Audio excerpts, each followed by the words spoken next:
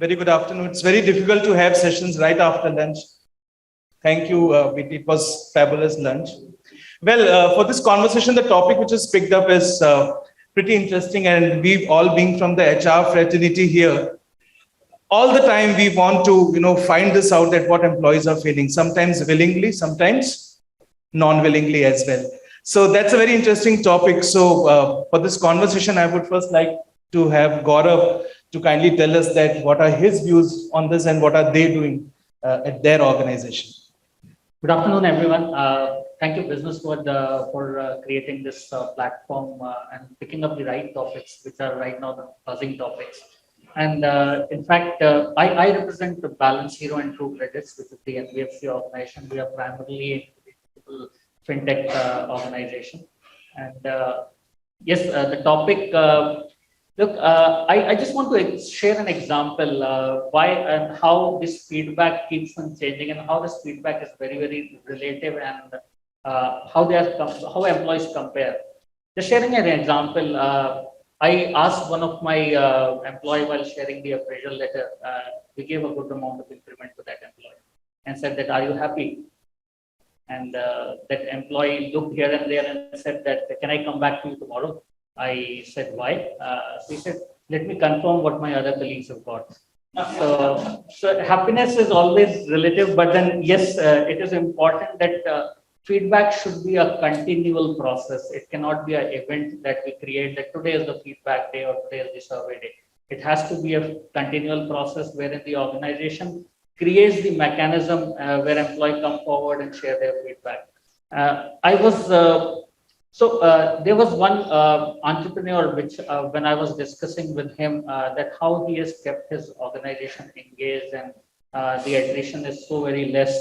And he has an interesting example to share. He said that the young generation, and I'm picking up this topic which was previously discussed, that this young generation which is coming has loads and loads of passion, and they really want to perform. But then what we can provide them, if we can provide them the purpose, yes, definitely they stick around and they feel quite engaged. And that's what one of the previous panelists said, that we provide the purpose, like he was talking about the coastal cleaning. Yes, it connected. And similarly, we also launched a program known as Sahayak program, which was toward the digital literacy, because digital is the in thing. So we have launched a Sahayak program, which basically is educating the needy people towards the digital literacy. And actually that way we are giving them that sense of purpose so that they remain engaged. Having said that, we also have launched various things like we have an open office hours wherein anybody can block the calendar of the management. And the oath of management is that they cannot disclose what the employee has discussed with them. But employee is free to discuss anything what they have discussed with the management. Until that trust gets built, the employee will not come forward and start sharing that feedback. But having said that, Neeraj, I would like to know that what exactly you are doing, and you are a Chief Happiness Officer, very, very nice title, and in fact, it gives a feeling of happiness. What you have been doing in your organization? Thank you, Gaurav, and I really agree with you on the point that trust needs to be built. If whatever initiative that you want to do. Well, so I represent GGS, which is Gus Global Services. We are basically into education, and sir, we are here from education industry. So we are both into offline as well as online education and edtech space with various entities like Edology, Pearl Academy, and UPS in Dehradun. So we have a very different set of employees. I mean, we have academic and non-academics, and both of them are very difficult to kind of understand and go deep root and find out what they feel. So we have different kinds of mechanism, and one thing that we very strongly believe at GGS is an open conversation.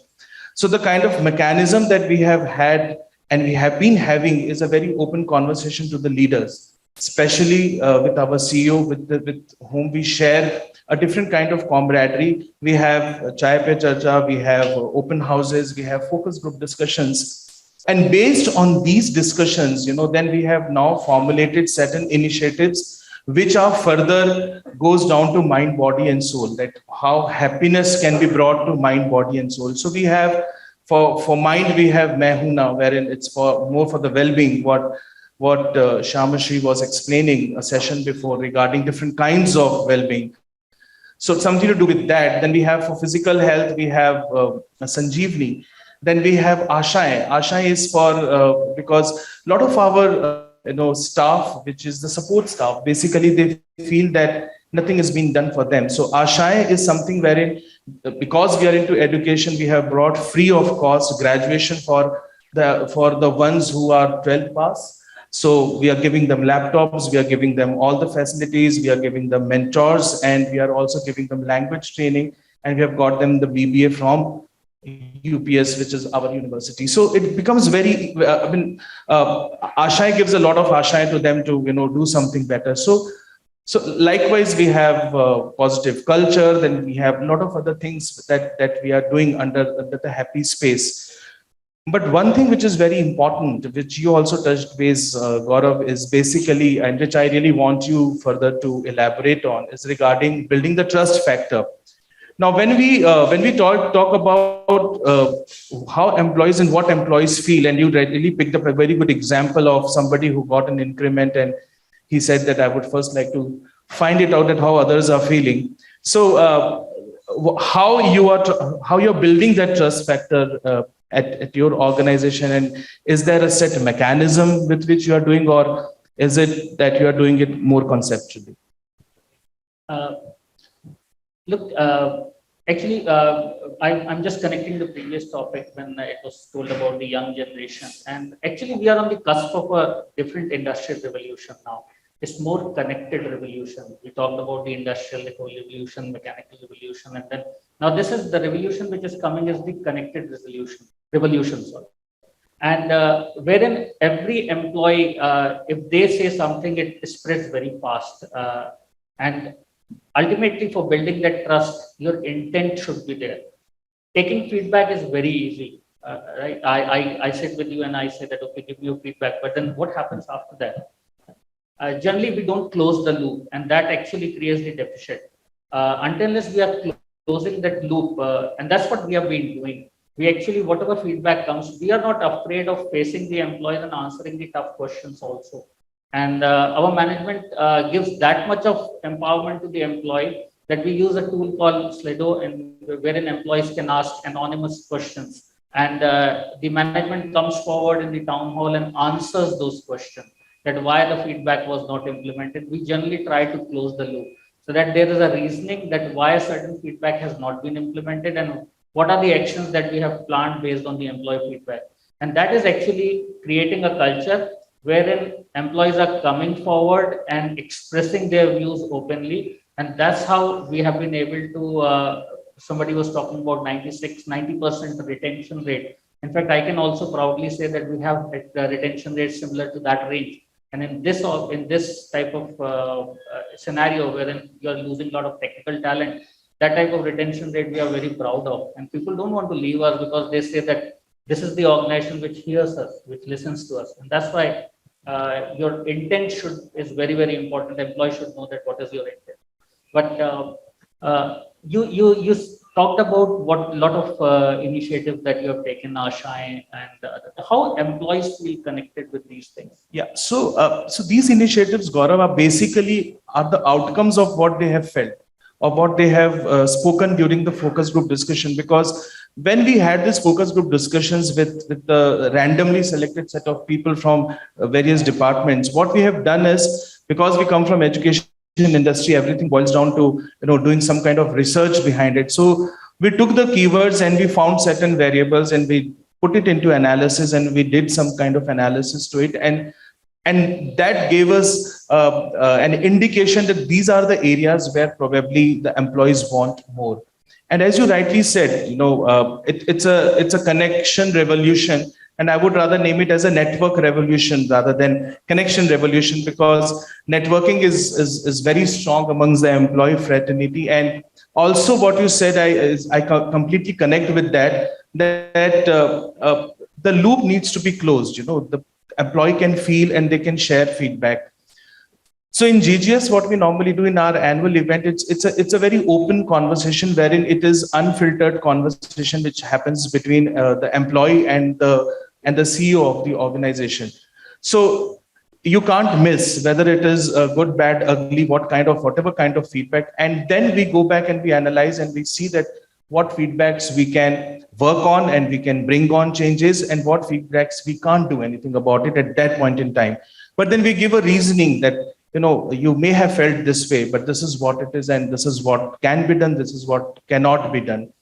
So I think it is very important for not just for HR, but for the entire management of any organization to keep tracking and having these periodic checks that what employees are feeling.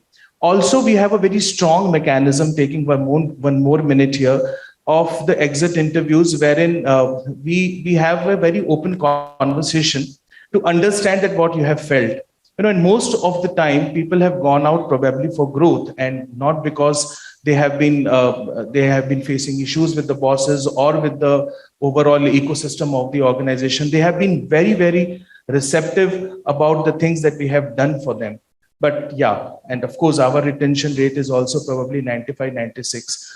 And we coming in from a very technical kind of, wherein it's very, very difficult to hold back a faculty for that matter, because some other university may catch hold of them. So, but then still we have maintained this because, and we have people being there since last more than 2 to 3 decades. So that is what has helped us. These kinds of initiatives have really helped us to keep them grounded and keep them intact and keep them connected to each other.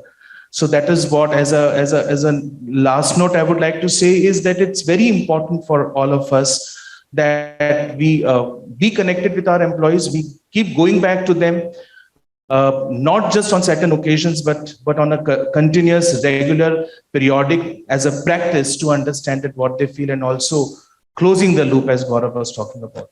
Gaurav, your closing remarks. I want to add one important point here. Previously, whenever we used to call any prospective candidate for the employment, we used to be very concerned about how our office looks like, whether it is a swanky office or not. And that used to create that X factor for the employees to join that organization. But then no more, surprisingly, with the COVID pandemic, that is no more the case. Yes, definitely it is a contributing factor. Office good hygiene is important, but at the same time, the employee wants to join the organization where they feel that we will be heard and we will be valued, and that can only happen once you have that feedback mechanism, continual feedback mechanism. What also COVID has done is that because the group dynamics is slowly getting reduced, because many people work from the home, so they were not getting influenced by the larger groups. They became very, very vocal in expressing their individual opinion. So when it comes to that, whether this young generation is impatient or impatient for the result, I would differ. I would say that they're very vocal about what they feel about the things that are happening and which are affecting them, and they really want the organization to take results based on that, take actions based on those feedbacks. If that is not happening, yes, obviously they become impatient and they try to find the way out. So again, one very important thing which I want to highlight and close my comment is that feedback, again, I'm repeating, feedback is a continual process. It cannot be said that today is the pulse survey, today is the engagement survey. No, it cannot be an event. It has to be a continual process. Please create a mechanism where employees feel free to come and talk to you and give their feedback openly and freely. And please, let's definitely close those feedback and give them the results on the basis of that. Yeah, absolutely, completely agree, Gaurav. And I guess that all different kinds of surveys which are available today, they give us some guideline, they give us some kind of direction to work on. But then probably when we have this continuous kind of feedback of what employees feel, actually is what the real-time feedback is all about. And it is probably unfiltered, it is more clear, it is more crystal clear. And that gives us an indication whether we are heading right, wrong, or wherever we are heading. And it also shows us the path. So let's close all the feedbacks and let's place the happy organization all across. Thank you so much, guys. Thank you so much for listening to us.